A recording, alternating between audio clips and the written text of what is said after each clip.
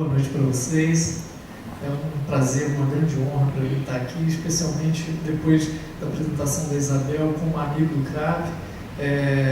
Há 3 anos, mais ou menos, eu conheci o trabalho do CRAV, passei a respeitar bastante o trabalho do CRAV e acho que o nosso encontro de hoje dialoga bastante com esse trabalho de preservação, de se tentar buscar um pouco da memória cinematográfica que outros autores fizeram de um passado e que muitas das vezes as nossas instituições públicas, as nossas organizações responsáveis simplesmente relevam. Bom, há um motivo ainda mais especial desse encontro. Hoje nós vamos tentar trabalhar juntos a temática ou um personagem denominado João Gonçalves Carriço. E aí vamos entrar um pouquinho dentro do cinejornalismo brasileiro para pensar esse formato que foi um formato típico aí das nossas primeiras 3 décadas do século passado. A Bebel já me apresentou, eu vou saltar isso aqui, se vocês me derem licença, e vou entrar direto já no nosso tema. Então, nós vamos pensar enquanto um objeto dessa pesquisa, enquanto objeto desse encontro, a vida e obra do João Gonçalves Carriço, e aí pensando ele enquanto mecanismo privado e público e uma história econômica de um cinema que trabalhou nas 3 vertentes. Ele começa enquanto exibidor, depois produtor e, na sequência, distribuidor também. Ali, eu já começo a destacar para você, talvez, um dos grandes significados que tenha chamado a nossa atenção para essa produtora específica, Carriço Film, foi que ela atuou de uma maneira bastante autônoma e muito perene durante praticamente 3 décadas no século anterior. Bom, o que nós usamos enquanto mecanismo de pesquisa para trabalhar? O que eu vou trazer para vocês hoje? Primeiro, um estudo bibliográfico e uma relação com acervos históricos, locais. Quando eu digo local, eu estou pensando em Juiz de Fora, adjacências e numa micro-região que se enganja também ao estado do Rio de Janeiro, onde Carriço tinha uma relação bastante íntima. Além desses documentos históricos, nós tivemos a oportunidade de trabalhar com relatos orais. Fizemos 6 entrevistas com personagens ligados diretamente a esse trabalho do Carriço, sejam eles historiadores ou profissionais que estiveram com ele durante um tempo de vivência que a produtora efetivamente trabalhou. E além disso, analisamos 14 filmes ou cinejornais e documentários. Bom, entre os principais autores que nós usamos, talvez parte deles já seja relativamente muito próximo de vocês, é o caso do Pollux e do Halbach, que trabalham com a relação da memória, e aí uma memória coletiva, uma memória individual, onde essas duas se tocam. O Bernadette e o Paulo Emílio Salles Gomes vão pensar um pouco da história do cinema brasileiro, propriamente dito. A Anita Simes e o Márcio da Rocha Galdino vão pensar um cinema mineiro, a constituição desse cinema mineiro e de que forma isso foi se dando ao longo dos anos.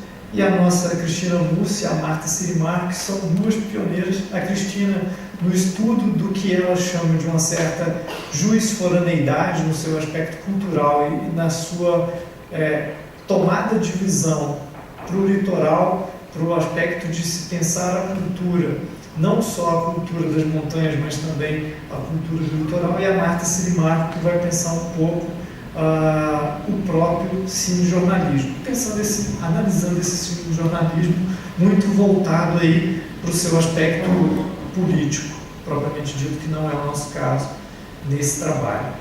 Aí vem a primeira questão da nossa noite, né? O que é exatamente o cinejornal? O que nós podemos entender enquanto esse modelo?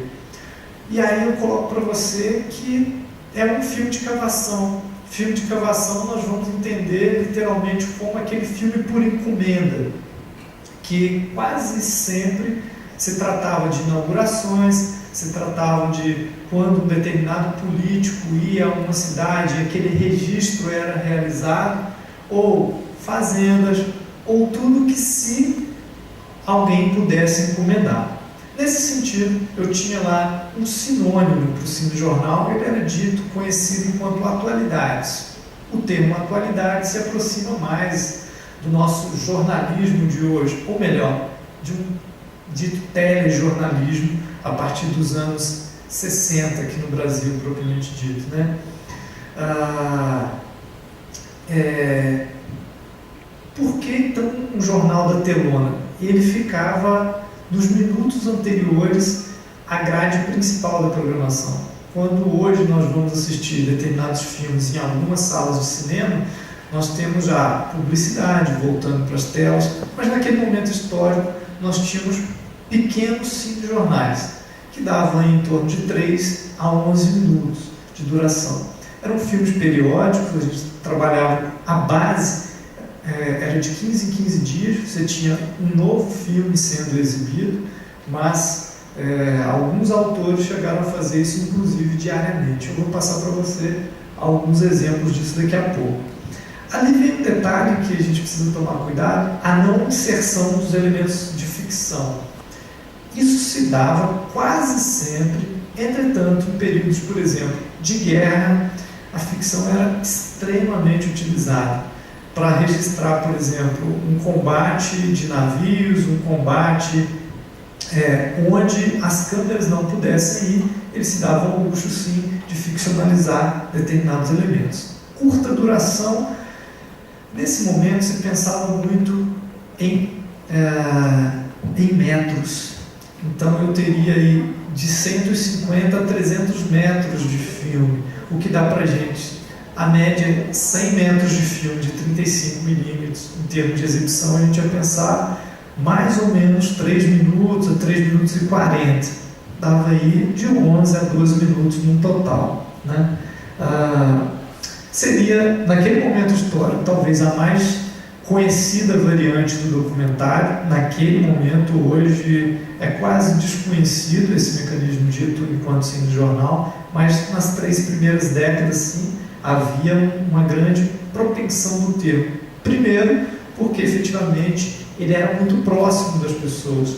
Era hoje um primo desse nosso telejornal. Bom, quais os assuntos? Primeiro, as temáticas locais, enquanto o cinema, principalmente o cinema norte-americano, como hoje ainda domina, né, o território nacional, mas naquele momento já era, sim, dominava, não dava para bater de frente, principalmente sem tecnologia nenhuma. Nesse sentido, os realizadores pensavam em trabalhar local ou regionalmente temas que não eram necessariamente trabalhados por essas grandes empresas. A cobertura, eu já falei das temáticas para vocês, e aí pensava-se em cenários de fazendas ou figuras políticas, né? O que esse formato trouxe de contribuição? Do ponto de vista jornalístico, ele seria o primeiro formato jornalístico fechado, em termos de audiovisual, ou seja, com início, meio e fim, não necessariamente nessa ordem, né? Havia um baixíssimo custo de produção, baixíssimo porque basicamente você tinha um repórter cinematográfico, um cinegrafista, esporadicamente um narrador, que não necessariamente precisava ir a campo, e uma equipe que vai trabalhar com iluminação desse material, com o registro propriamente dito, né? Além da regularidade desse produto nacional, desse produto regional. Só que nós tínhamos algumas críticas, e eram críticas bastante veementes. Cavalcante, por exemplo, vai dizer de um desenvolvimento extremamente lento, isso lento em termos de estética, em termos de modificações de produto, segundo ele, Cavalcante, uma própria falta de imaginação. Veja, se nós pegarmos parte de uma TV aberta hoje, não é tão diferente, mas de dezenas de anos depois, né? Porém, a grande crítica que se fazia a esse formato era a apresentação dos fatos de acordo com quem está no poder. E aí, quase sempre, quem estava no poder era literalmente a igreja, no caso a igreja católica, os militares e os políticos. Essa ótica, esse modelo de visão talvez seria a principal crítica a esse formato que nós vamos dialogar hoje com vocês. Bom, e qual é a história, então, desse formato no Brasil? Tem um personagem bem interessante, que é o Antônio Leal. O Antônio Leal, ele é um documentarista que trabalhou no Rio de Janeiro e que fez as principais imagens em termos de cinejornal no Rio. Ali tem uma data de 1903, mas eu peço que você tome cuidado. Comprovadamente ele começa em 3, mas nós temos a exibição de alguns materiais a partir de 1905 do Antônio Leal. Entretanto, alguns autores já o colocam nesse sentido. E aí temos duas grandes produtoras. Uma delas é a Rossi Atualidades. A Rossi Atualidades é do Gilberto Rossi. Gilberto Rossi é outro sujeito fundamental nesse pioneirismo, porque ele vai fazer com que o governo entenda um pouco o significado de se ter uma companhia propriamente dita, propondo um registro e efetuando o registro das suas ações. Meio que o reconhecimento da função de cinegrafista dentro do governo, nas suas diversas instâncias. Só que o projeto dele era um pouco ambicioso, ele desejava fazer registros que colocassem o Brasil em evidência externamente. É o que a gente tenta até hoje, alguns dos nossos cineastas tentam até hoje mostrar como é o Brasil no Oscar, mostrar como é o Brasil em grandes prêmios do cinema. Esse sujeito já desejava fazer isso um pouco em um registro documental. Entretanto, ele é contratado não para isso, mas especificamente para mostrar como o Washington Luiz desenvolvia os seus projetos, as suas inaugurações, tudo que ele fazia em prol de um determinado dito povo, né? Detalhe, no caso da Rossi Atualidades, a gente tem uma duração, é uma das mais perenes enquanto produtores, de 10 anos. Só que a maior de todas e extremamente esquecida, mineira, Carriço Filme, começa em 33, trabalha de forma ininterrupta até 56. São praticamente 3 décadas de trabalho perene. Sem dúvida nenhuma, é a empresa particular que trabalhou esse formato com maior tempo de duração. Nós entramos então num personagem que para a gente é fundamental nesse encontro, João Gonçalves Carriço. Eu passo para vocês primeiro uma história de vida desse sujeito. Ele tem um certo berço econômico favorável, que a gente chama, porque ele nasce filho de imigrantes e seus pais já são detentores de 2 das principais empresas da cidade de Juiz de Fora. Uma delas, estranhamente, né, é uma funerária, só que naquele momento histórico, deter a concessão, era uma concessão de uma funerária, era o único que efetivamente podia vender produtos e facilitar aquele momento da morte de determinadas pessoas. Era o único de Juiz de Fora e região. Então veja, a cada pessoa que morria, ele tinha um certo motivo para comemorar, porque dava ali subsídios para um novo filme, subsídios para comprar mais película, etc, etc. E eles eram donos também de uma empresa de carruagens que fazia ligação Juiz de Fora-Rio, também por concessão. E isso facilitava bastante, não só esse intercâmbio, mas o poder aquisitivo que efetivamente essa família tinha. Aí você vai ver lá comigo, tem alguns incentivadores. Eu começo pelos incentivadores mais próximos.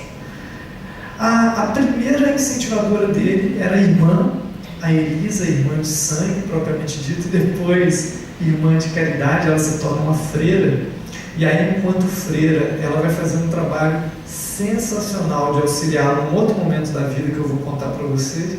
Eu acho que hoje vai ser um bom dia de contar histórias. E tem o tal do Padre Dukins. O Padre Dukins, ele vai ser a primeira pessoa que vai incentivar Carriço no desenho e na pintura. Mais tarde, esse incentivo no desenho e na pintura vai fazer com que ele se torne um grande cenógrafo, depois um fotógrafo e, na sequência, um diretor de filmes. Mas é aqui que, efetivamente, ele já começa. Aí, você provavelmente olhou assim, poxa, mas a Igreja Católica está bem presente na vida dele. Na obra, ela está extremamente presente em vários momentos. Ele nasce, inclusive, no morro que hoje nós chamamos de Morro da Glória. Naquele momento histórico era o Morro da Gratidão. Fica exatamente em frente a uma igreja enorme, que é palco, que é cenário de vários dos seus filmes. Depois eu te conto mais por que essa religiosidade se aproxima tanto do Carriço. Bom, coloquei para você Rio 40 Graus, como todo artista de Juiz de Fora, como toda pessoa que trabalha com cultura e arte, a visão era muito próxima, ele queria muito estar naquele litoral, que é mais ou menos 1h30 de distância de casa. Nesse sentido, ele promove 2 fugas. Uma primeira, ainda muito novinho, com 14 anos, né? É uma fuga que não dá certo, ele consegue ir até Petrópolis, não dá certo por vários motivos. Primeiro, porque ele é extremamente conhecido, né? Por conta dos pais, de uma classe abastada, ele tem toda uma ligação com a comunidade, etc. e tal. E ele adquire uma doença em Petrópolis e precisa voltar. O pai o resgata, traz de volta, mas logo 2 anos depois ele se propõe a fazer esse itinerário para o Rio. Dessa vez dá certo. E aí o pai fica sabendo que ele tem condições de sobrevivência, ele começa a trabalhar primeiro numa empresa que vai distribuir bebidas, ele vai já como cenógrafo dessa empresa de bebidas. Na sequência, ele passa a fazer cenário para teatro, faz cenário para grandes cinemas, faz aquelas placas de divulgação de grandes cinemas e se instala no Rio. Bom, aí eu coloquei para você vivência e aprimoramento dele. Um detalhe, essa vivência e aprimoramento também no seu aspecto pessoal tem um diferencial. É o momento que esse autor, que esse cineasta efetivamente se torna ou se faz boêmio. Nesse sentido, ele passa alguns anos naquela boemia carioca e acaba adquirindo agora um tumor sifilítico. Aí vem toda a relação da religiosidade do sujeito. Ele é desenganado pelos médicos na nossa capital da República e acaba indo para um hospital de isolamento em Petrópolis. Mas, por incrível que pareça, quem está lá como freira? A irmã do sujeito. E aí ela conhece uma outra pessoa que vai fazer um tratamento experimental dele, com nitrato de prata, e ele acaba sendo curado. Mas o detalhe, ele lá já faz uma promessa que a todo Natal, efetivamente, quando ele tivesse um cinema, ele já queria ter um cinema, quando ele tivesse um cinema, esse cinema já ia girar em torno dessa vida de Jesus, etc, etc, uma religiosidade bem do católico propriamente. Bom, o pai do Carriço morre, efetivamente, e ele precisa voltar para tomar conta dos negócios, auxiliar a mãe a tomar conta dos negócios. E aí eu tenho um sujeito da arte, da cultura, que de repente tem que assumir uma funerária e que tem que assumir uma empresa de carruagem, que é o táxi da época, né? Ele acaba conhecendo uma moça muito simples, imigrante italiana, mas que, com um charme típico, chama a sua atenção. Ela tem apenas 15 anos, mas ele já propõe casamento para ela. É a tal da Dona Santinha, que depois vai adquirir esse apelido. Bom, Dona Santinha, apesar do nome, ela não tinha muita coisa de santo, ela vai acabar tomando conta literal das finanças da Carriço Filme e deixando para ele muito mais esse atributo de realizar os seus filmes, de produzir arte. E aí, dentro dessa história, aparece um terceiro personagem interessante, que é o filho deles, o tal filhinho, ou o tal do Manuel Carriço. Bom, Manuel Carriço é formado em Belas Artes, é alguém que vai assumir dentro da empresa Carriço Filme o posto ou gerenciamento meio que diretor de arte. Em alguma medida, também aproveita e gasta bastante da fortuna da família. Aqui eu apresento para vocês, então, o João, nosso personagem principal, está à sua esquerda, num momento aí bem relaxado, lúdico, né? Piquenique com a tal da Dona Santinha. E aqui o filho dele, o Manuel, já trabalhando com belas artes. Bom, algumas amizades dele, eu acho que é bastante interessante a gente ressaltar. Primeiro, João Carriço foi alguém que investiu tudo que a família tinha em cinema, em cultura, em arte. Ele gastou literalmente todo o dinheiro. Foi mecena de vários artistas, de pintores, não só do filho, mas de vários pintores e do carnaval. Para ele, tudo que se relacionava com a temática de Juiz de Fora ou com o povo era algo inexplicável. Assim. Ele queria patrocinar e patrocinava. Eu coloquei para vocês o que na pesquisa nós acreditamos serem mentores continuados. Continuados no sentido, primeiro, Mauro, eu tenho vários relatos. Eu queria muito comprovar a amizade dos dois, não consegui documentalmente isso. Eu tenho relatos dessa amizade e na morte do Carriço eu vou apresentar para vocês um documento do Mauro falando um pouco da relação deles. Mas efetivamente, tirando esse documento que é enviado para a família, nós não conseguimos outros. E o Paulo Benedetti, para quem não teve acesso ao material dele, trabalhou muito em Barbacena e algumas relações também mineiro, algumas relações de áudio no cinema brasileiro. E Carriço fez inúmeras inovações e nós acreditávamos nessa pesquisa, nessa relação também dos dois. Bom, ele começa, como eu falei com vocês, enquanto exibidor, e aí, lá em 1905, já tenta suas primeiras experiências, e são experiências relativamente engraçadas, porque ele se propõe a exibir em distrito. E aí, em 1905, exibição em distrito, eu tenho alguns relatos, por exemplo, distrito de Caeté, próximo a Juiz de Fora, que ele está lá exibindo, numa quermesse, aí o sujeito tira a arma e atira na tela, porque aquele entendimento ainda de que o cinema era algo tão inexplicável, que era algo do diabo, etc, etc. Né? Ele faz uma outra experiência no salão de barbeiro da família, isso ainda relativamente jovem, ele já trabalha como cenógrafo e se propicia a mudar tudo ali no barbeiro, ele chama as pessoas e é tudo gratuito, bem interessante esse momento.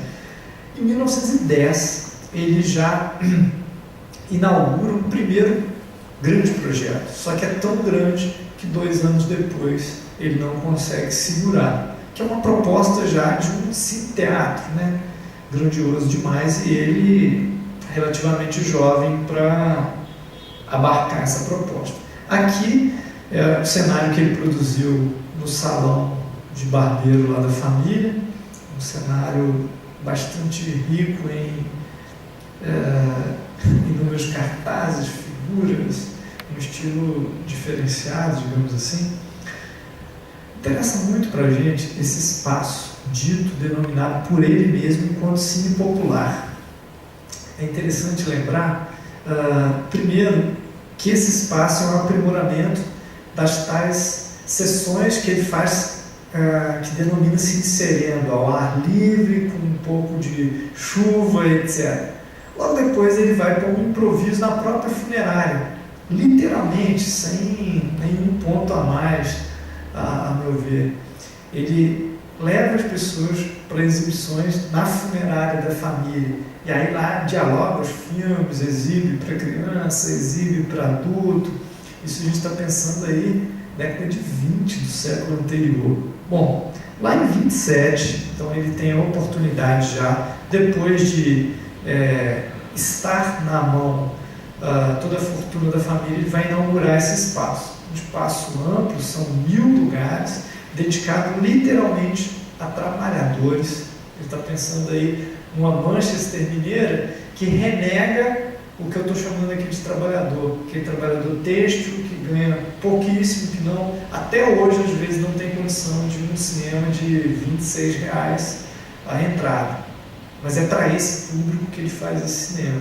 É para essas pessoas que ele quer dialogar. Muitos e muitos relatos que eu tenho são diálogos que as pessoas chegavam e que não tinham dinheiro para pagar, nenhum dinheiro, mesmo sendo a entrada realmente simbólica, e ele pedia, olha, amanhã você vem, me ajuda a limpar aqui e está tudo certo, não vou me preocupar com isso não. Ele se intitulava o tal Amigo do Povo. Isso tem nos documentos, ele assinava, abria parênteses, colocava o Amigo do Povo, fechava parênteses. Talvez amparado um pouco lá numa Revolução Francesa, né? Segundo ele, cinema do povo, para o povo, ou ele próprio, amigo do povo. Aqui eu trago para vocês alguns fotogramas do processo de, não necessariamente construção, mas reforma do espaço da funerária que acabou abrigando também esse cinema. Aqui ele já relativamente pronto, né?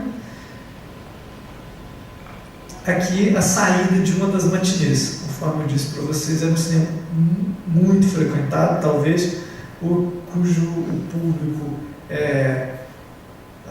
mais permanecia tanto durante o dia quanto nas sessões noturnas.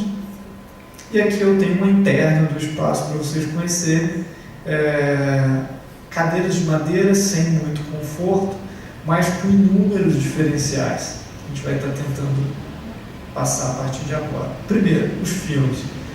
O filme que era lançado na capital fluminense era quase que instantâneo para isso também ser recebido. Ele fazia questão, mesmo que pagasse um pouco mais por isso, de tentar equalizar, mesmo para esse público um tanto diferenciado.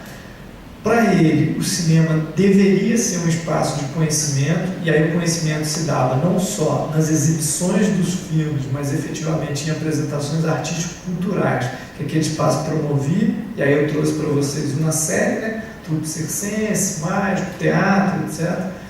E aí um grande diferencial era a tal Orquestra dos Oito Batutas.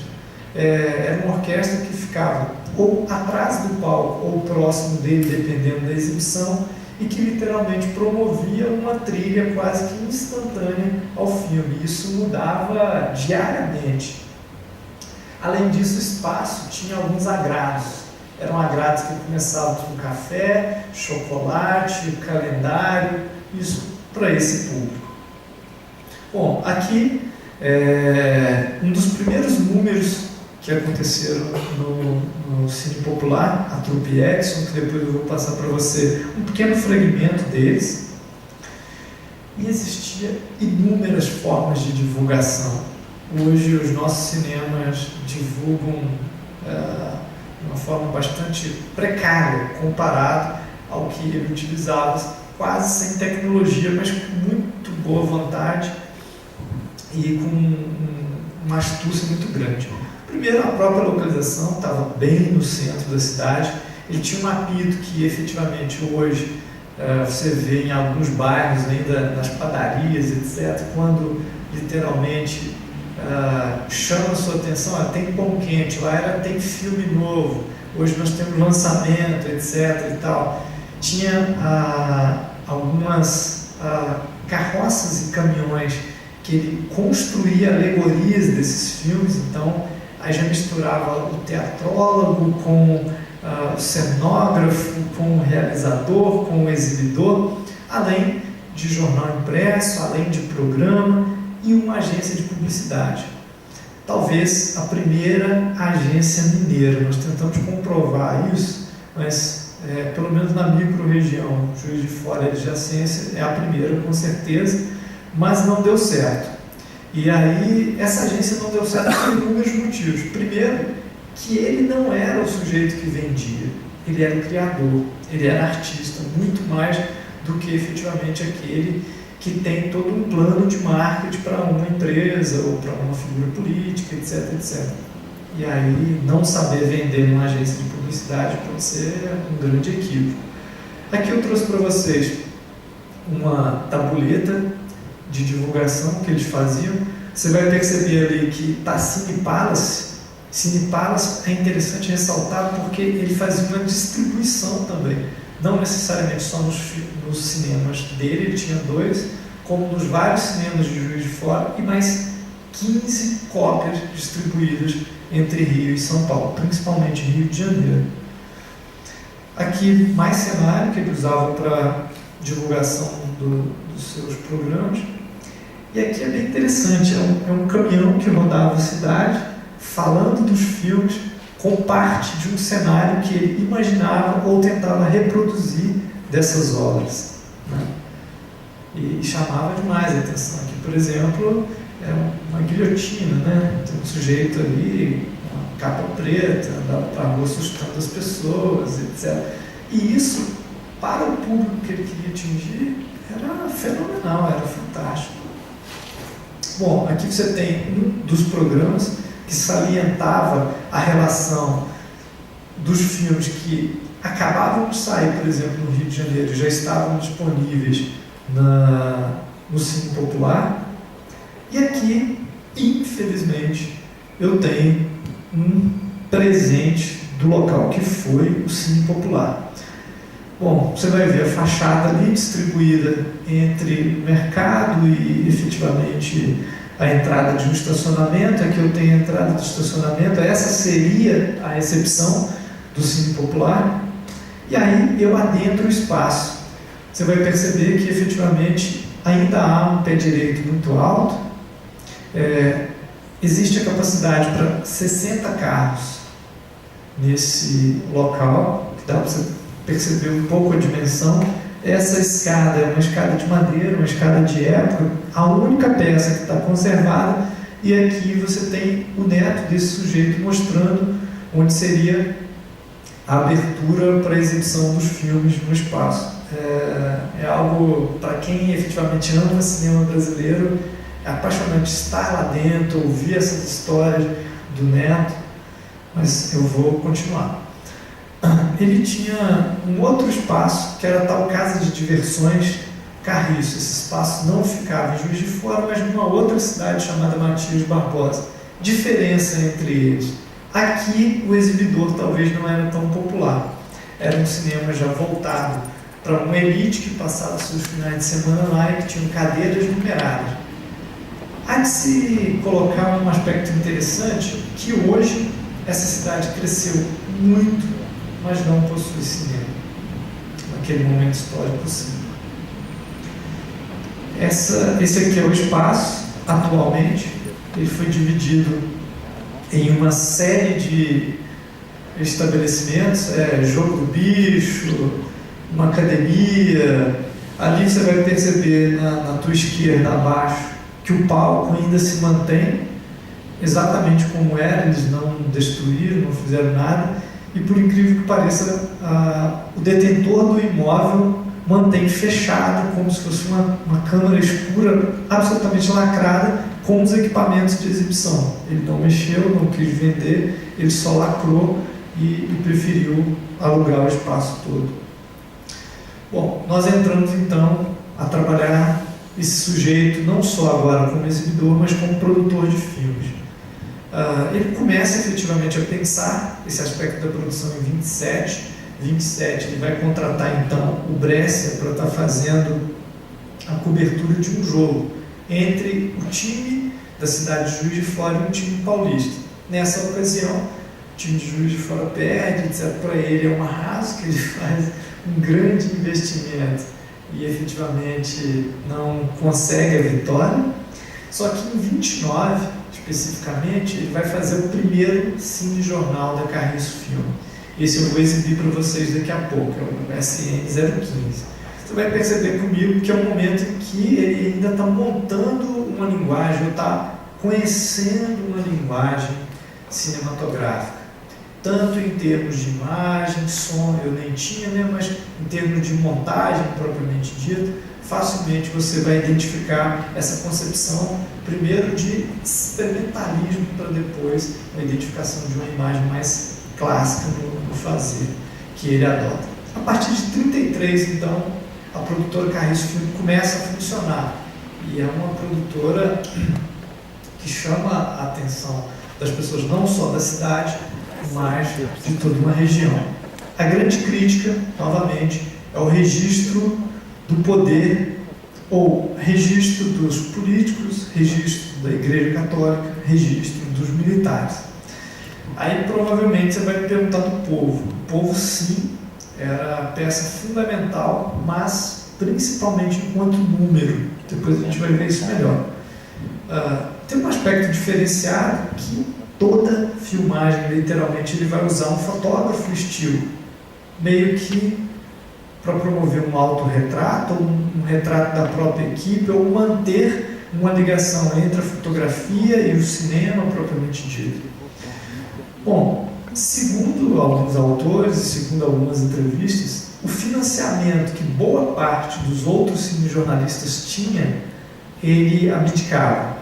Eu coloquei para você enquanto interrogação, porque para mim isso é algo que mesmo na confecção da pesquisa durante os 2 anos, que durante todos os estudos das pesquisas, efetivamente eu não consegui comprovar isso. Acredito sim que ele tenha investido muito, mas não tenha abdicado totalmente disso não.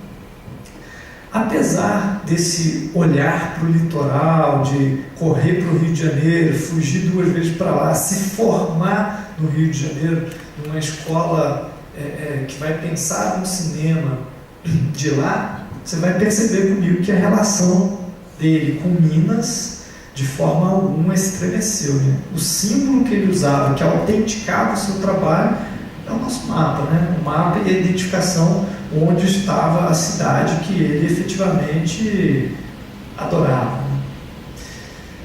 Enigmático talvez seja o slogan que ele adotava para finalizar os seus filmes. Nos cinejornais ou nos documentários da Carriço Filme, boa parte, isso eu estou falando, a partir de 33, ele já adotava tudo vê, tudo sabe, tudo informa. Nosso grande a antecipação do Big Brother, só que visto em uma forma micro-regional. Né? Bom, enquanto produtor, o que o auxilia? Principalmente aquele decreto que Getúlio Vargas propicia ao cinema brasileiro de 32. Nesse decreto, então, há uma obrigatoriedade de exibição de material fílmico de curta-metragem de até mais ou menos 10, 11 minutos antes de uma programação principal, exibição de material produzido nacionalmente. Né? Quase parecido com o que a gente vai ter aí, ou já está instituído, mas está engatinhando na TV paga hoje. Bom, Vargas pensava, queria, desejava um cinema educativo, lógico, efetivamente, com a difusão da sua onipresença, né, etc., potência, mas efetivamente uma parte de um cinema educativo, e a produtora dele era detentora de toda a etapa dos equipamentos, desde a filmagem até a sonorização. E isso, para o interior de Minas, realmente era um grande diferencial. Só para a gente ter uma ideia, se ter uma câmera 35mm é difícil hoje, ele tinha 10. Estamos falando lá do início do século anterior. Tinha 10 câmeras. Diversos funcionários trabalhando, mas mesmo assim, os filmes que eu vou mostrar para você, que eu analisei, demonstram uma grande dificuldade ainda, não só, eu ia falar na direção de fotografia, mas não, na iluminação de determinados fotogramas em planos muito abertos. Vocês vão acompanhar comigo daqui a pouquinho. Um detalhe, apesar disso tudo, apesar do número de funcionários, apesar do equipamento, apesar do dinheiro, a empresa era extremamente familiar. Dona Santinha detinha o poder das finanças, o controle burocrático de tudo, ele criava junto do filho, de sobrinhos, de amigos próximos ou de indicações muito, muito, muito próximas. Não saía desse núcleo propriamente familiar.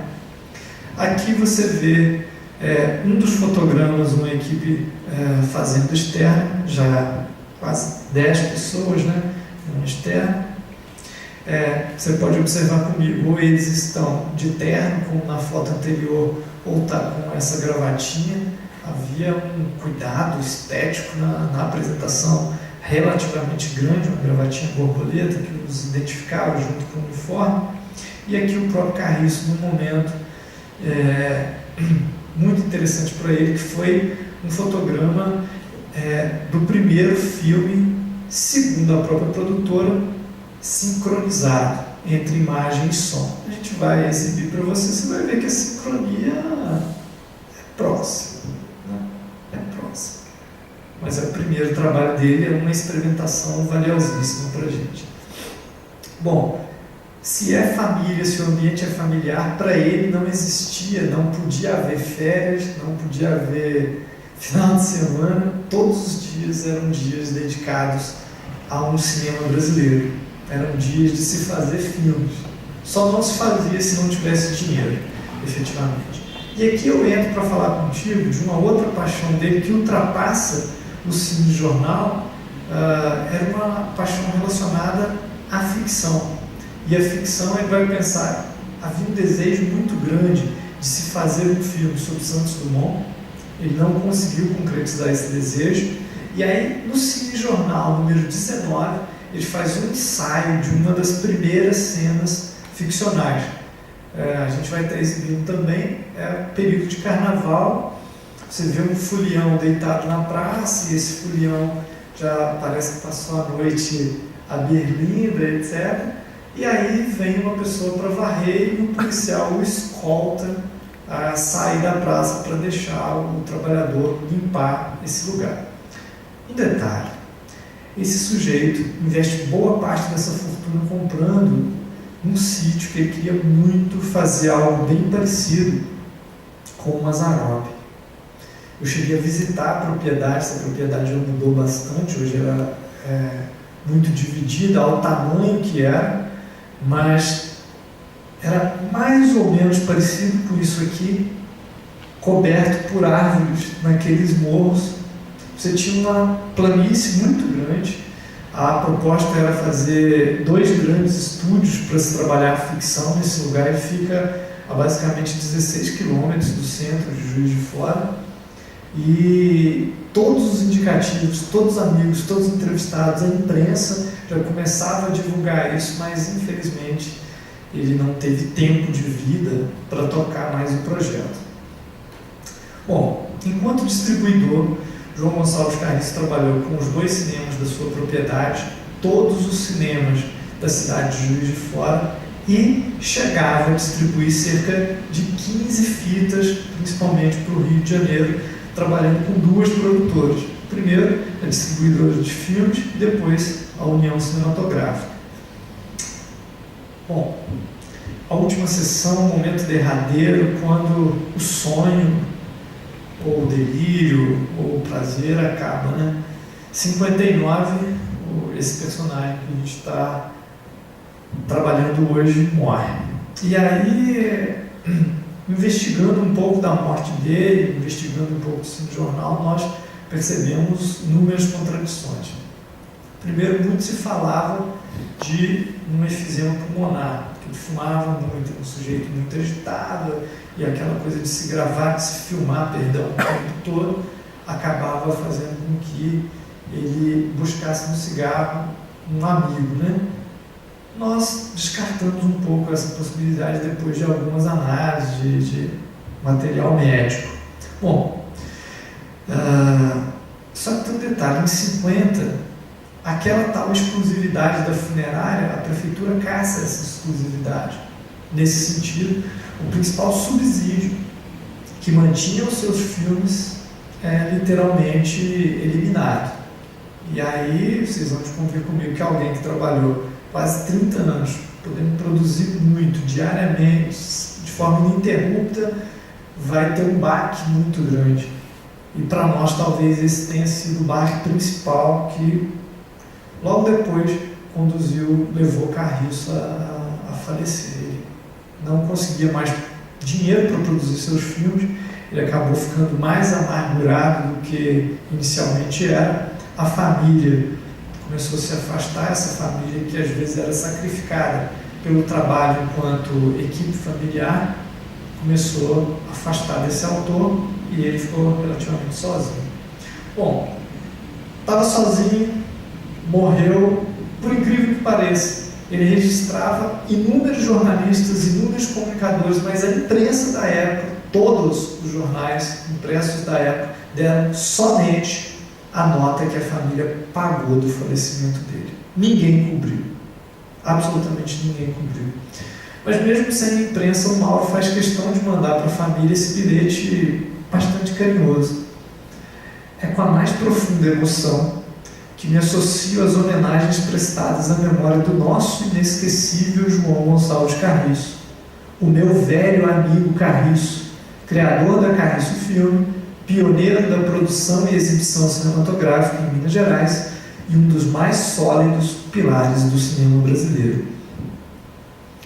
Quando eu tive acesso a esse documento, tive acesso ao original, inclusive, foi algo que eu fiquei relativamente emocionado, que era uma hipótese que eu tinha, né, de, pô, ele está ali do lado de Cataguases, tem que ter dialogado com o Mauro de alguma maneira, mas documentalmente foi o único artefato que eu consegui que prova alguma relação entre os dois. Os amigos, os entrevistados, os historiadores remontam exibições de filmes em que um exibia o trabalho do outro e promovia certos debates. Bom, o Cine Popular, que era o local principal, né, de trabalho do Carriço, continua agora sob direção do filho dele, e o filho dele, como eu falei com vocês, era um bom vivant, aquele que curtia a vida, que sabia muito bem gastar a fortuna da família. Ele rapidamente conseguiu fechar o Cine Popular. Primeiro, começou a estar usando o espaço para exibir o que ele chamava de pornográfico primitivo. Nem chegava a ser tão pornográfico primitivo, mas havia uma grande sensualidade, um erotismo em determinados filmes, e efetivamente a censura começou a bater lá. Além disso, ele faz um aspecto interessante do ponto de vista de promoção do espaço para exibição de materiais alternativos.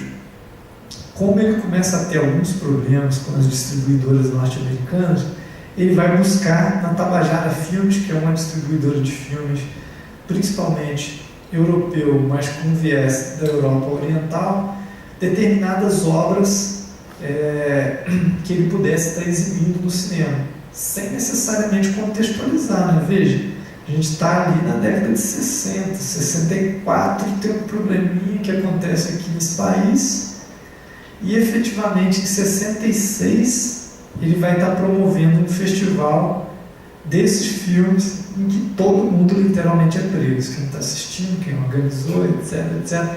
Isso é um ponto muito positivo dele, apesar de, né, tudo isso ele faz uma coisa bem bacana. Todo mundo é preso, fica alguns dias na cadeia, não há muito problema com relação a isso, logo depois são soltos, mas infelizmente o cinema popular já não é tão popular assim, acaba tendo que fechar suas portas.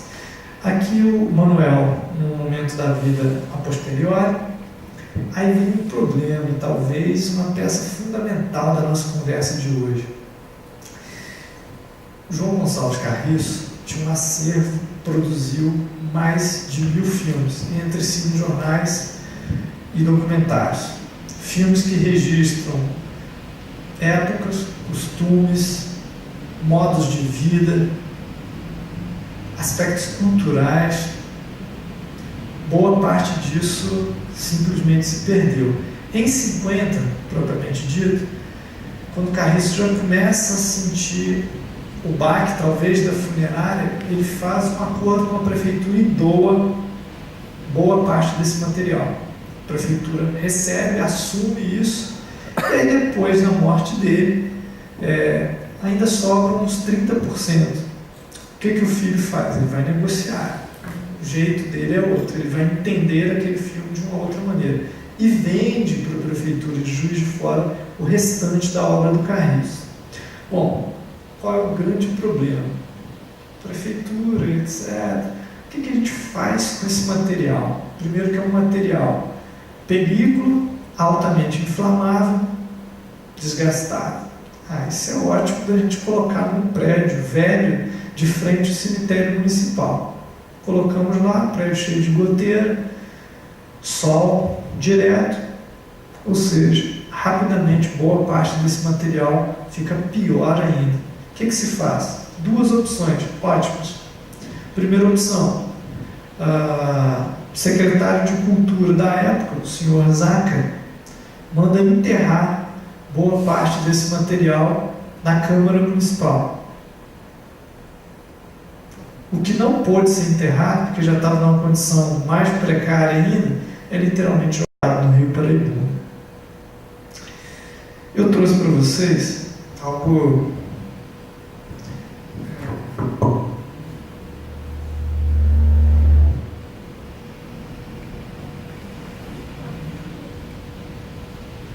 isso saiu num jornal. Vou ler para vocês em detalhes. O título é Denúncia. Muitos milhões de cruzeiros foram atirados no Paraibuna. As autoridades municipais estão atirando no rio a nossa história. Este é um crime inadmissível, afirma Manuel Carriço. Jogados entre inúmeras goteiras que o telhado permite, os filmes pioneiros de João Carriço, à medida que vão se deteriorando, estão sendo atirados no rio Paraibuna. É que a nitrocelulose, quando se decompõe, transforma-se em material altamente perigoso, porque é facilmente inflamável. Assim, paulatinamente, vai se consumindo um valioso acervo histórico da cidade e ninguém toma providências. Filmes avaliados em aproximadamente 12 mil cruzeiros são atirados no rio Paraibuna, no valor de 2 cruzeiros. É preciso que se faça algo enquanto resta alguma coisa para salvar, porque o xadrez da vida é sempre uma peça muito valiosa. Isso foi de um dos jornais da época, mas me chamava muita atenção porque essa denúncia, vocês devem ter percebido pelo título e pelo teor, a base dela é pensar financeiramente, né? São tantos milhões perdidos, o filme vale 12 mil e está sendo jogado a 2, olha, isso não interessa. O valor para quem é daquela região, para quem conhece cinema brasileiro e para quem defende esse nosso cinema, é inestimável. Não é 12 mil, não é 10 milhões. Não existe um valor que compre um filme como esse. Mas o que a imprensa cobria era exatamente dessa forma. E aí surge, então, um personagem dramático, enigmático, interessantíssimo, o tal do jornalista Décio Lopes. O Décio Lopes trabalha enquanto é jornalista na imprensa escrita e começa a falar mal, a fazer uma campanha, falar mal da prefeitura e fazer uma grande campanha de preservação e restauro desse material. O que a prefeitura faz? Propõe a ele um cargo público, né? Ele vai então, naquele momento histórico, para o INSE, aprender a como se faz o processo de preservação. Ele fica 3 anos no INSE, tentando entender, tentando conhecer, fazendo inúmeros cursos, para depois voltar e propor um projeto de restauro. Efetivamente, ele propõe isso tudo e nada acontece. E aí é muito interessante, porque ele já abre mão de ser o funcionário da prefeitura. Ele passa a ser aquele que quer preservar, aquele que vai fazer uma campanha literal em prol da preservação. E aí, num belo momento, ele percebe que os filmes saíram daquele local absolutamente insalubre e vão para o porão do Museu Mariano Procópio. Não sei se vocês conhecem isso também, Juiz de Fora. O porão desse museu também tem uma condição relativamente insalubre, um pouquinho melhor que a anterior, mas ainda continua complicado. Mas tem um grande detalhe fundamental. Esse museu está ao lado da 4ª Região Militar, onde tem quartel, exército, paiol, munição, ele estampa, primeira página do jornal dele, consegue convencer o editor para colocar uma foto enorme daqueles filmes melados, aqueles filmes estragados, com um título que seria assim: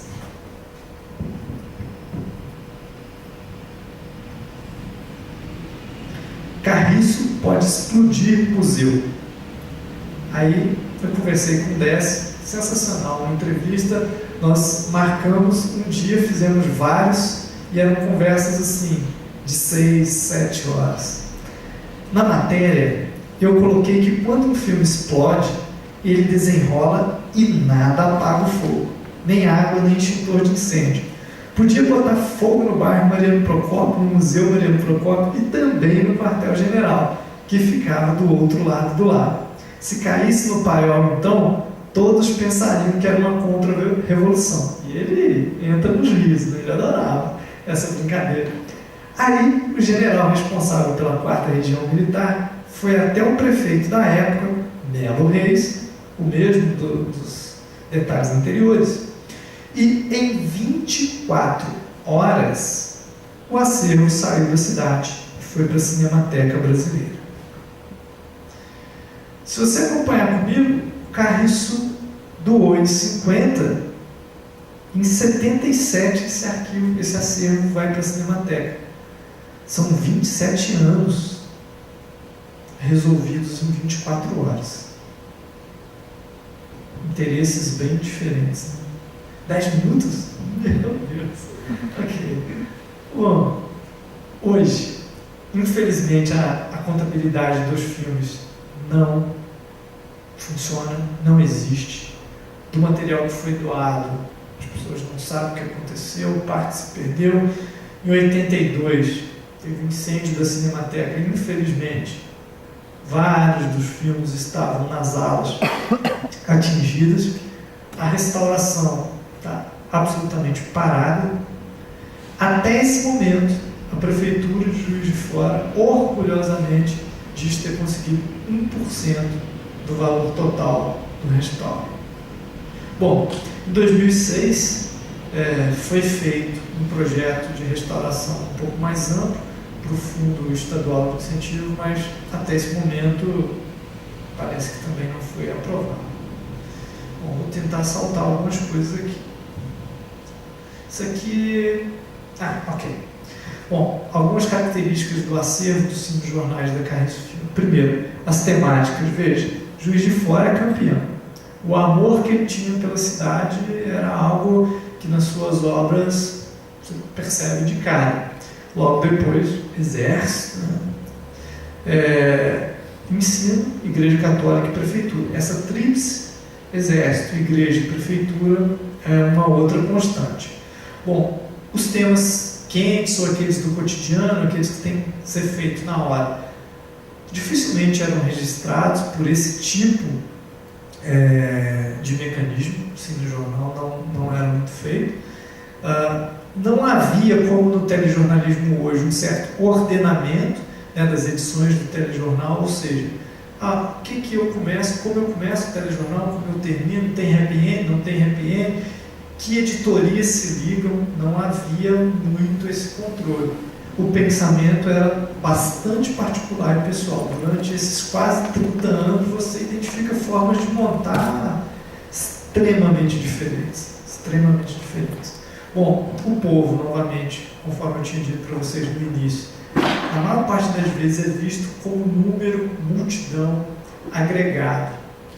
Ele só se torna indivíduo, ele só ganha para si a câmera, o primeiro plano, a partir do carnaval, a partir do Dia do Trabalhador.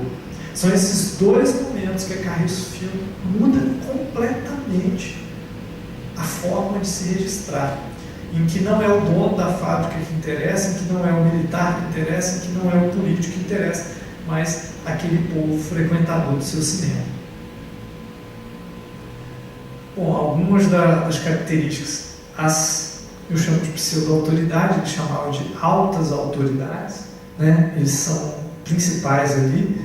Do ponto de vista técnico, panorâmico é um movimento constante, o tempo todo utilizado. Trilha sonora, gente, quase 30 anos, cuja base são marchinhas.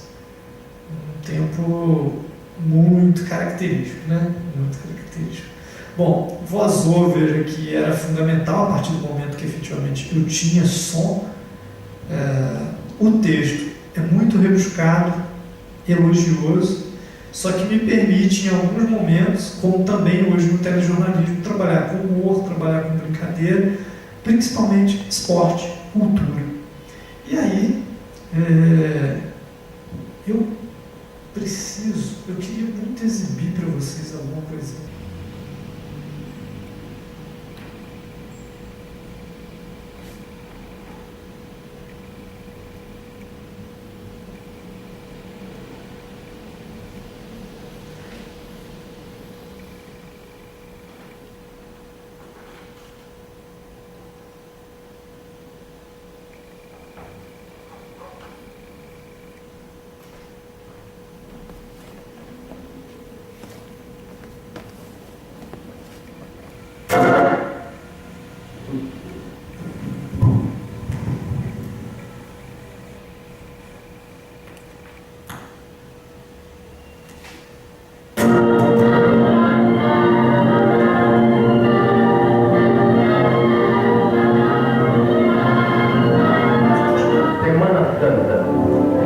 dias que impõe-se aqui no Brasil, mais do que em qualquer outro país, tendo-lhes o público um respeito extraordinário.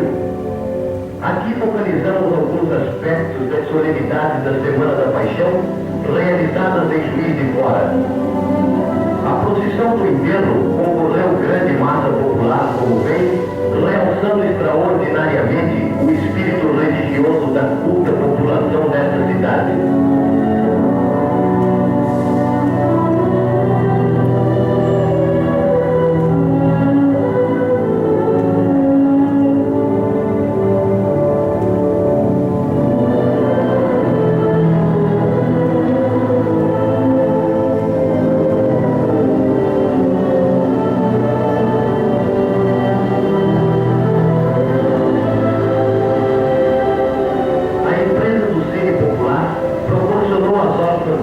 Um momento de indelével prazer, oferecendo-lhes a exibição de um filme sacro.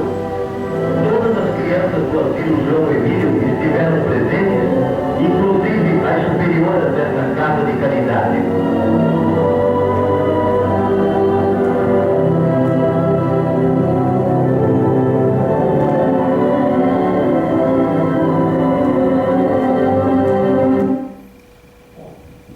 Até aqui você deve ter percebido comigo, primeiro, um diálogo relativamente próximo do seu espectador. Ele fazia questão por aquelas placas fixas,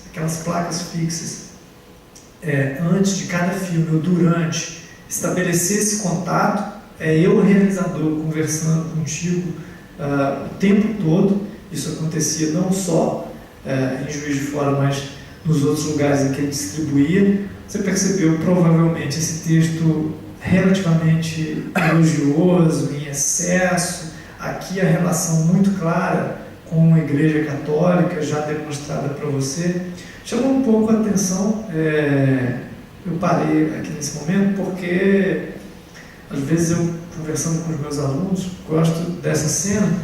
Imagina, você está, você vive nessa ambientação com as freiras, etc, etc. E aí você sai para ter um momento, segundo o narrador, de indelével prazer.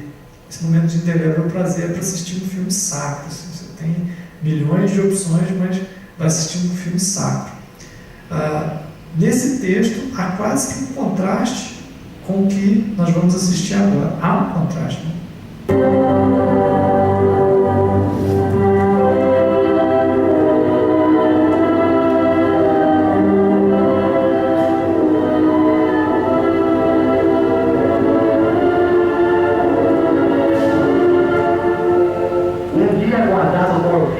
Pelos guris sequiosos de malhar o Judas. Alguns flagrantes desse tradicional castigo ao boneco de pano. Olhem com que vontade os pequenos sentam o pau do traidor.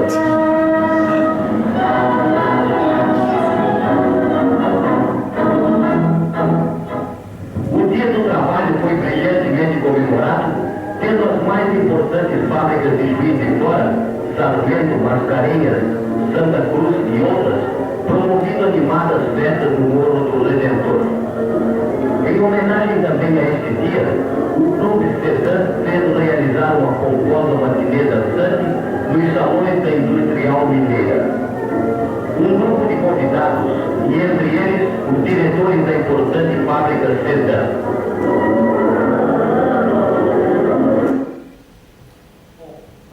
Na maioria das vezes, o que a gente percebia era que essas pseudo-autoridades eram vistas assim, próximas, íntimas, denominadas, enquanto o povo, em boa parte das vezes, era mostrado agregado, número, conjunto, aglomerado.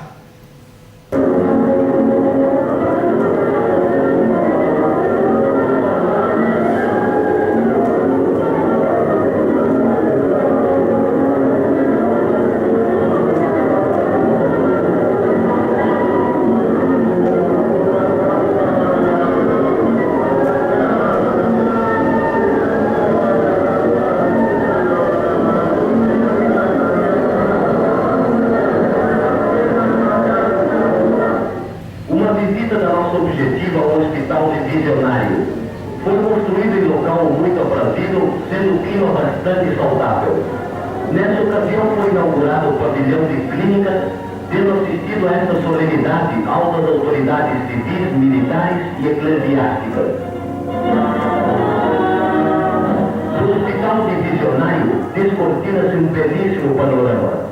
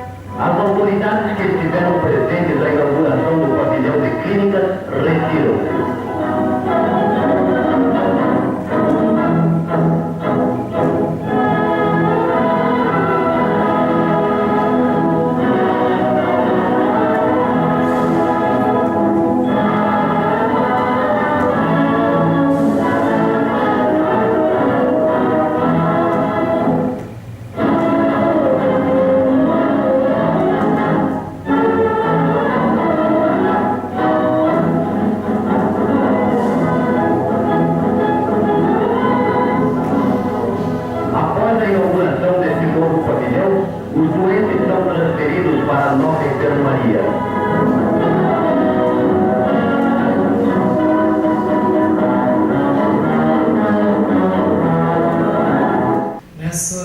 Nessa última sequência aí, provavelmente, Bebel, vem para cá.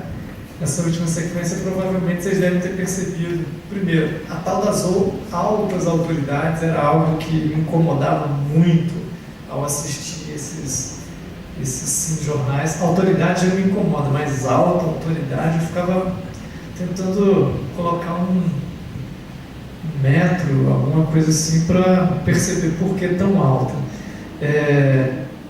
E aqui é uma aproximação muito grande entre linguagem de cinema, que ainda está começando a ser feita por essa produtora, linguagem de fotografia.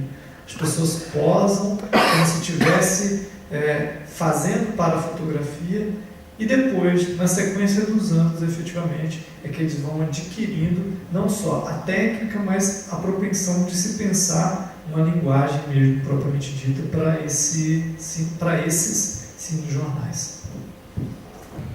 Bom, eu quero muito agradecer a presença de vocês, a honra para mim, principalmente o convite do CRAV.